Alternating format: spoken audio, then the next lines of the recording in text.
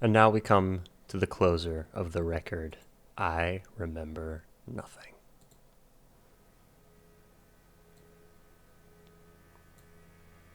Thank you for joining me.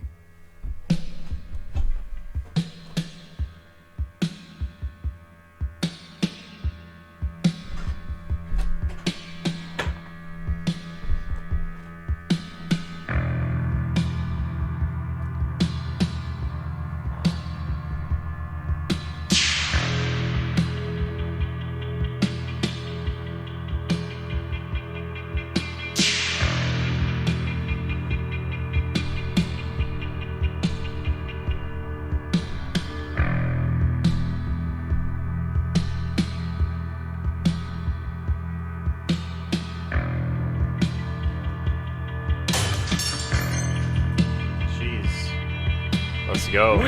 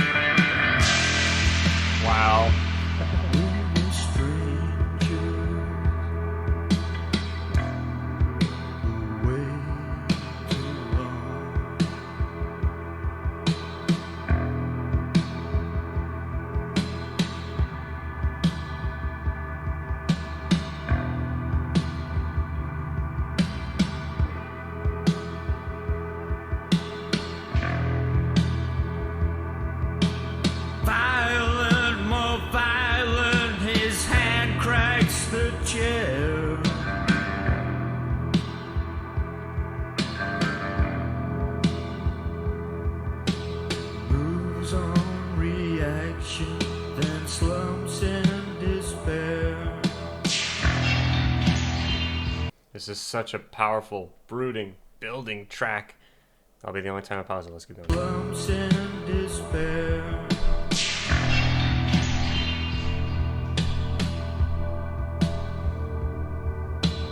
Trapped in a cage and surrendered too soon.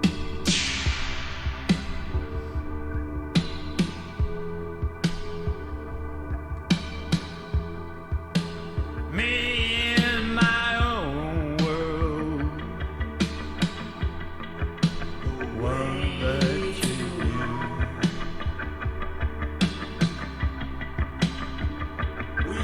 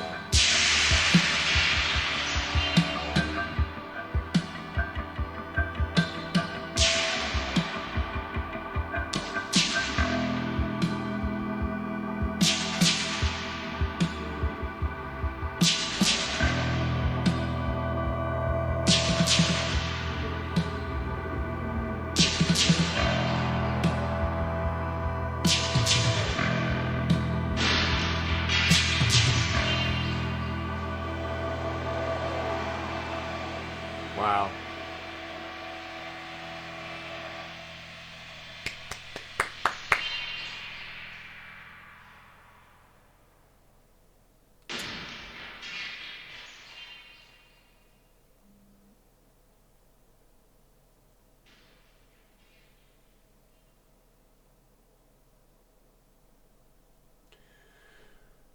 The atmosphere of this record is perfect. Um, yeah, I want to listen to it again. So let's quickly go over the lyrics, and then I'm gonna stop making videos for the night. Yeah, thank you so much for joining me. It's amusing how the second half of Unknown Pleasures, Shadowplay, Wilderness, and Interzone in no way prepares the listener for I Remember Nothing. Shadowplay is almost honest to God rock arena tune. I Remember Nothing, on the other hand, is kind of a cousin to the Stooges' We Will Fall, and one of the bleakest tunes in the Joy Division discography. Interesting fact about this song is it was the first use of Bernard Sumner's synthesizer that he built himself. Haunting track. Incredible song to put at the end to a masterpiece called Unknown Pleasures. Impeccable album. When he refers to you, I think he means his old self as he feels detached from reality and from his own body. We were strangers. I also felt like he's talking to the listener a little bit there. But probably not, but that's what I thought in my head when I was listening to it. We were strangers for way too long. Violent. This is the divide between people. Everyone is very detached in society, and building relationships has been replaced for hostility and glaring and angry glaring. Have you ever sat on a subway and tried to make eye contact with someone? It's hilarious. Yeah. Sitting on a subway and trying to make eye contact with someone is actually probably kind of creepy. Yeah. I wouldn't do that. Is that the place? It still is interesting how incredibly, yeah, it is weird. Social interaction at all in any context ever is weird. At least in my opinion, or at least to me. Get weak all the time, may just pass the time. Me in my own world and you there beside. The gaps are enormous, we stare from each side. We were strangers for way too long. Damn. Ian's depression and epilepsy is slowly killing him, making him weaker every second. May just pass the time, meaning at any time he could die. A proposed suggestion about the interpretation. I think it's not that directly about Ian's depression or suicide. It's about the start of it and the way that he feels like he just doesn't belong here. Get weak all the time, may just pass the time, me in my own world, you there beside me. What a nihilistic attitude and proof about boredom. The UK were a patriarchal society with an English education that creates normal people. Ian and his mates were not like that. But the important thing here is that Ian was not connected to the world, and therefore lives in his own world to escape boredom, but reality is way too violent. And everything starts to become stranger and stranger. People are strange when you're a stranger. And his relationships and the fatality of fate. A passage about his relationship with his wife. Instead of feeling close like husband and wife, he feels detached in his own world. This could also be about how isolated you get when you suffer from depression. Everything is circling around you and how terrible you feel, and you can't pull other people into your world and vision. Or his epilepsy, which gives him severe fits which alienate him from the rest of society through social stigma and through literal blackouts that he had. Violent, more violent, his hand cracks the chair, moves on reaction, then slumps in despair, trapped in a cage and surrendered too soon, me in my own world, the one that you knew. A reference here is made to anger and frustration within his personal life. He's lashed out at a chair in frustration, and upon striking it, his body instinctively retracts and he falls, to which he slumps, taking in how he feels and what he has done. Many people describe depression and or oppression as being trapped in a cage. Surrendering can be seen as suicide, as there's not much to live for when one is in this state, whether the implied captivity is literal or metaphorical.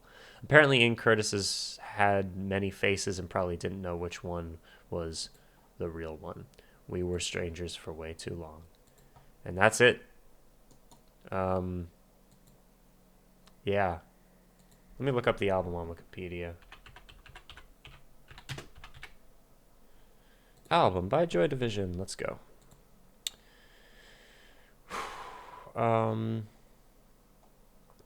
Let's see. Release. Critical reception. Melody Maker called Unknown Pleasures an opaque manifesto, musically describing it as Gary Glitter meets the Velvet Underground. Leaving the 20th century is difficult. Most people prefer to go back and be nostalgic. Joy Division at least set a course in the present with contrails for the future. Perhaps you can't ask for much more. Unknown Pleasures may very well be one of the best white and English debut LPs of the year. Max Bell of Enemy qualified the record as extraordinary, writing that without trying to baffle or overreach itself, this outfit stepped into a labyrinth that is rarely explored with any smidgen of real conviction. He compared it favorably to the work of Strange Days era Doors and German experimentalists, such as Can and New. In Rolling Stone, music journalist Michael Gilmore described the album as having a doleful, deep-toned sound that often suggests an elaborate version of Velvet Underground or a more orderly Public Image Ltd. Huh. Interesting. By August of that year, the album's stature as a favorite of critics for the year was established. Robert Palmer placed the album at fourth place in his Best of 1980 list for New York Times, proclaiming the album was an exceptional debut, and the album remains the group's masterpiece and was some of the most driven, desperate rock and roll ever recorded.